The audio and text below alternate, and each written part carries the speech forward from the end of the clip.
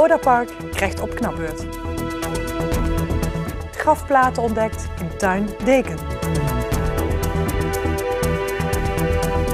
Het is vandaag 25 oktober. Dit is het PNMA-journaal. Kermisexploitanten moeten de komende jaren een stuk meer gaan betalen voor een plek op het woonwagenterrein in Venray.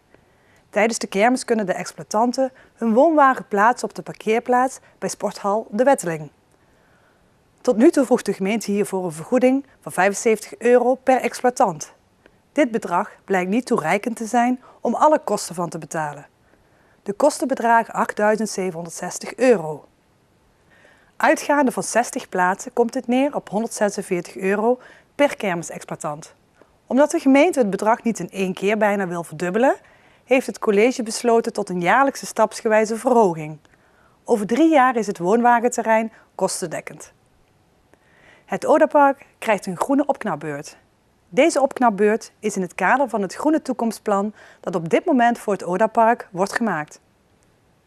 In het nieuwe plan worden de verschillende terreindelen beter herkenbaar gemaakt. Hiermee wil het bestuur de geschiedenis van het Odapark meer zichtbaar laten worden. Daarom wordt er vanaf zaterdag in samenwerking met de brandweer het jonge gedeelte van het park gesnoeid. Voornamelijk de Amerikaanse eik en de bospest worden verwijderd om andere soorten meer ruimte te geven. Zo ontstaan er ook meer doorkijkjes en nieuwe plaatsen voor kunstwerken.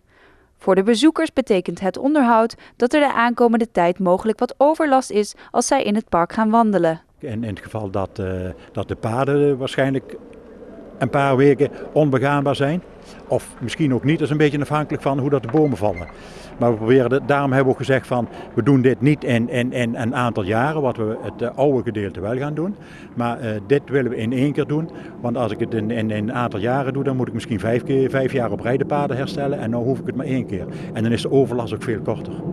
Naast de verandering in het zogenaamde jonge gedeelte van het park wordt met steun van Koninklijke Heidemij en Arcades een toekomstplan voor het oude gedeelte uit 1899 gemaakt.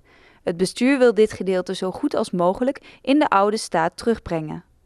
Dat lukt natuurlijk niet helemaal, maar we willen de padenstructuur helemaal terugbrengen. We willen de soorten bomen, zover als we het weten, willen we in ieder geval ook weer terugbrengen. De exoten van Amerikaanse eik en bospest die gaan er uiteraard uit. En we willen ook zover als mogelijk de bestaande prieeltjes weer in oude staat terugbrengen. Echt helemaal herstellen. En dat is echt een plan van 5 tot 10 jaar schatten we. Bij dit plan wordt ook het idee meegenomen om een educatieruimte te gaan plaatsen achter het theehuis. Zo'n ruimte is nodig voor het grote aantal van een paar duizend scholieren dat per jaar het park bezoekt. En die komen hier voor een workshop, voor een rondleiding, voor een speurtocht, voor een tocht langs de beelden, opdrachten, noem maar op. En dat strookt af en toe niet helemaal meer met hetgeen wat binnen gebeurt. Dat is wel eens af en toe een keer wrijving. Dus nu zijn we aan het proberen om te kijken of we ergens een educatieruimte op de kop kunnen tikken, die weer in het Odapark kunnen plaatsen in overleg met vergunningsstelsel, noem maar op. Dat hoort er allemaal bij natuurlijk. U zegt op de kop tikken. Hebben jullie al iets op het oog? Nee, een paar mensen van het bestuur die hebben gekeken op de Floriade. Maar dat zijn echt gebouwen die voor een half jaar bestemd waren. Er zat geen isolatie in, noem maar op. Dat is gewoon voor een half jaar geplaatst. Dus om dat hier te plaatsen voor de eerste komende 10, 15 jaar, nee, dat was geen optie. Maar daar hebben we wel naar gekeken. Het toekomstplan voor het Odapark is waarschijnlijk begin 2013 klaar. Daarna zullen er gesprekken volgen voor sponsoring en subsidies, zodat de uitvoering van start kan gaan. Sinds 1 oktober heeft Hoeve de Boogaard nieuwe eigenaren. Het restaurant staat nu onder de dagelijkse leiding van Jan en Anita Kremers. Gisteravond was de officiële opening met de nieuwe eigenaren. De openingshandeling werd verricht door de bekende chefkok Pascal Jalhai. Als eerbetoon aan Herman van Ham, voormalig meesterkok van de Boogaard, werd Pascal geassisteerd door mevrouw van Ham. Gezamenlijk draaiden ze de sleutel om en verklaarden zij Hoeve de Boogaard voor geopend. De nieuwe eigenaar, Jan Kremers, is voorheen onder andere souschef bij Hostellerie De Hamert geweest en was de laatste jaren chefkok bij het Maashotel te Broekhuizen. Jan en Anita zullen de Hoeve blijven exploiteren met ambachtelijke producten uit de omgeving. Tijdens het opknappen van de tuin van Deken Smeets zijn onlangs 9 oude grafplaten ontdekt. Nadat er 50 jaar niets was gebeurd aan de tuin achter de pastorie, ging het kerkbestuur aan de slag om deze op te knappen. Hierbij deden ze de bijzondere ontdekking.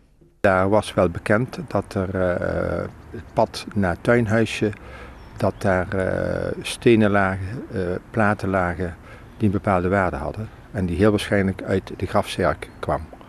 En bij het opknappen van de tuin hebben we die eruit gehaald en toen bleken die nog helemaal intact te zijn. En inderdaad de grafstenen uit de oude grafzerk bij de kerk. Deze oude priestergrafkelder werd in 1972 ontruimd nadat de gemeente de begraafplaats had aangekocht. De graven werden verwijderd en naar vak O op de nieuwe begraafplaats Boshuizen gebracht. Waarom de platen toentertijd een plek kregen in de tuin, is voor het kerkbestuur ook een raadsel. Nou, dat is voor mij ook een vraagteken. Ik weet niet of op dat moment men besefte de waarde van die platen. Gelukkig hebben ze wel op de kop gelegd, zodat de inscripties die erin staan, alle namen van de geestelijken die daar begraven zijn, dat die toch bewaard zijn gebleven. De 9 grafplaten dateren uit de 19e en 20e eeuw. De eerste geestelijke die werd begraven in de grafkelder was in 1884 en de laatste bijzetting werd in 1945 gedaan. De grafplaten liggen nu nog bij de koorzijde van de kerk, maar zij krijgen een nieuwe bestemming zichtbaar voor publiek. De platen worden schoongemaakt, die worden gerestaureerd. Eén plaat is kapot, de andere zijn nog helemaal intact. En we zijn van plan die ergens in de toren, beneden of boven in de toren, een plaats te geven, zodat iedereen ze weer kan bewonderen. Het weer dan nog. Vrijdag wordt het vrij zonnig en droog met stapelwolken. Bij een matige wind wordt het 's middags ongeveer 9 graden. 'S Avonds wordt het helder en snel kouder. Zaterdag blijft het droog en wordt het 9 graden. Tot zover dit Pelemaasjournaal. Tips kunt u mailen naar de redactie. Deze uitzending wordt herhaald tot en met vrijdag 12 uur 's middags. Vrijdagavond om 7 uur is de eerstvolgende nieuwe uitzending. Fijne avond nog.